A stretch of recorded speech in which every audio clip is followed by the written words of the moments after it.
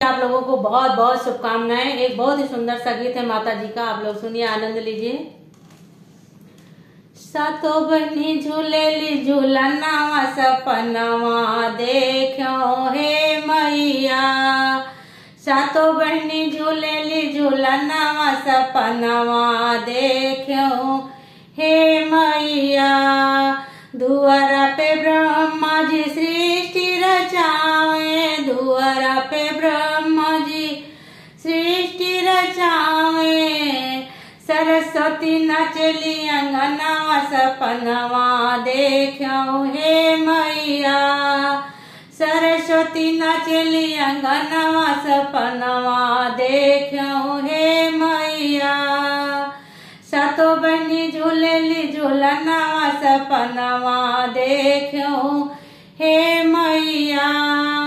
दुआरा पे भोले बाबा डमरू बजावे, दुआरा पे भोले बाबा डमरू बजावे।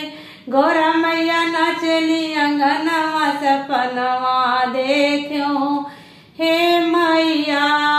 गौरा मैया नाचली अंगनवा सपनवा देखो हे मैया। सातो बहनी झूलेली झूलनावा सपनवा देखो हे मैया। दुआरा पे विष्णु जी चक्र चलावे, दुआरा पे विष्णु जी चक्र चलावे। लक्ष्मी मैया नाचली अंगनवा सपनवा देखो हे मैया। दुआरा लक्ष्मी मैया नाचली अंगनवा सपनवा देखो हे मैया। सातो बहनी झूलेली झूलनावा सपनवा देखो हे मैया। दुआरा पे गणपति जी मूषक सवारी, दुआरा पे गणपति जी की मूषक सवारी। रिद्धि सिद्धि नाचली अंगनवा सपनवा देखो हे मैया। रिद्धि सिद्धि नाचली अंगनवा सपनवा देखो हे मैया।